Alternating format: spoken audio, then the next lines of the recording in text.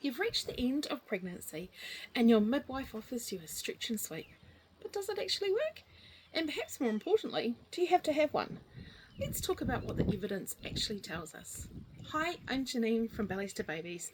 I've been teaching antenatal education for over 21 years, and stretch and sweeps is something I get asked about all the time, particularly as people get towards the ends of their pregnancy.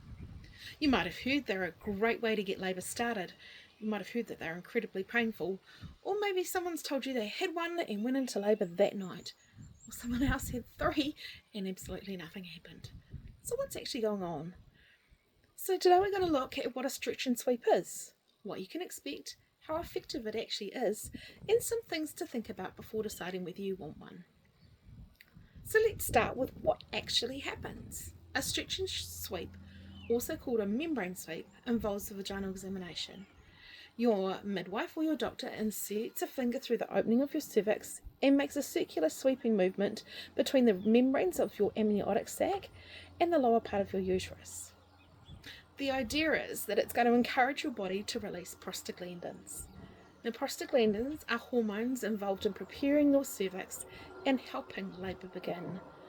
Now, something that's important to understand is that your cervix needs to be open enough for the person doing the examination to actually get a finger in. If your cervix is still fully closed, a full sweep may not be possible. Sometimes you might just hear the word stretch used as well. This refers to gently stretching the cervix during the examination. So does it actually work? Well, this is where things get really interesting. A stretch and sweep can increase the likelihood of labour starting naturally, but it's not an induction button. Having one doesn't mean you'll suddenly go into labour a few hours later. Research suggests that membrane sweeping may increase the chance of spontaneous labour and may reduce the likelihood of needing a formal induction. But the effect isn't enormous. And this is where individual stories can sometimes make things quite confusing. Someone might tell you, I had a stretch and sweep at 10 o'clock and my contractions started that afternoon. Absolutely, it happens. But we can't necessarily know whether the stretch and sweep caused labour or whether that person's body was already preparing to go in labour anyway. Particularly when we're talking about someone who's already at or beyond their due date. At the other end, some people have one sweep and then another and perhaps another and still don't go into labour. So I don't want you going into this thinking, if I have a stretch and sweep, I'll be in labour tonight. Think of it more as something that might give your body a little nudge if it's already getting ready. When you're offered a stretch and sweep, it will depend on your individual circumstances and maternity care that you're receiving. They will generally discuss towards the end of pregnancy, particularly when you're passing your estimated due date. They may also be discussed when conversations about induction are beginning. And this is a really important point. Being offered one doesn't mean you have to have one. A stretch and sweep is a procedure. You should know what's being offered, why it's being offered, and the possible benefits and downsides of what your other options are. Then you get to decide. So I get asked quite often, what does it feel like? Well, this varies enormously. Some people describe it as an uncomfortable pressure, others find it quite painful, and some barely find it uncomfortable at all. Your experience can depend on things like the position and condition of your cervix, how easily it can be reached, and simply how you personally experience vaginal examinations. You can ask the person performing it to stop at any point. Consent doesn't just disappear because an examination is already started. If you're uncomfortable or you change your mind, you can say stop. Now, after a stretch and sweep, it's quite common to experience some cramping. You may notice irregular contractions or tightenings. You might even have some mucus discharge or lose some of your mucus plug. And you may also have a small amount of spotting. Now, these symptoms can feel like labour starting, and sometimes it is. And sometimes everything kind of settles down again.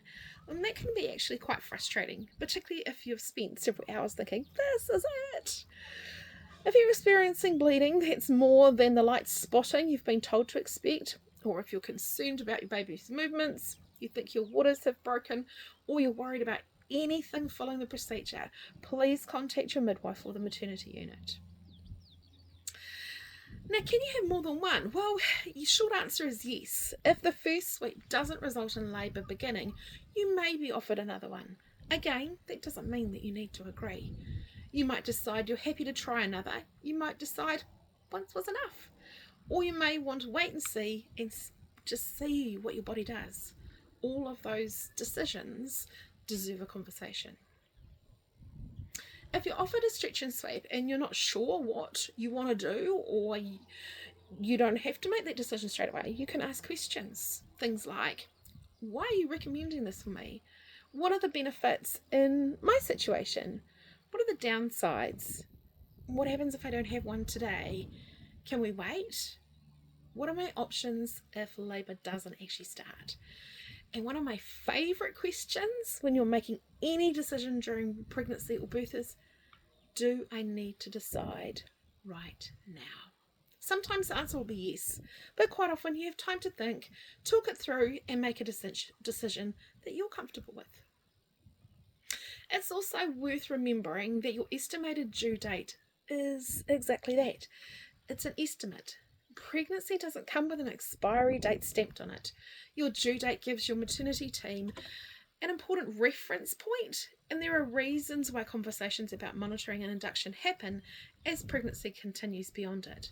But reaching 40 weeks doesn't automatically mean something has suddenly gone wrong. This is why decisions towards the end of pregnancy should be based on your individual circumstances, your baby's well-being, your preferences, and the information you're given by your maternity team. So, should you have a stretch and sweep? Well, there's no single answer that's right for everyone. For some people, the possibility that it might encourage labour to start and reduce the chance of needing a formal induction makes it worth trying. Some else might decide that they don't want an internal examination unless there's a strong reason for one. Neither decision makes you difficult. The important thing is to understand what you're agreeing to. A stretch and sweep isn't guaranteed to start labour. It may increase the likelihood of labour starting naturally, particularly if your body is ready for it. It can be uncomfortable and sometimes painful. You may experience cramping and spotting afterwards, and you can say yes, and you can say no, and you can ask to wait, and you can ask all the questions that you need before deciding. So if you're approaching your due date, don't be afraid to have these conversations with your midwife before you're sitting there being offered the procedure. Ask what their usual practice is.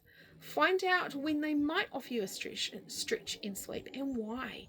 That way you've already had a chance to think about what you might want. And if you'd like more straightforward information about pregnancy, labour and birth without the fear, the overwhelm, then subscribe to my channel because there's plenty more coming. And tell me in the comments, have you been offered a stretch and sweep? And what questions do you still have about it? Thanks for watching, and I'll see you next time.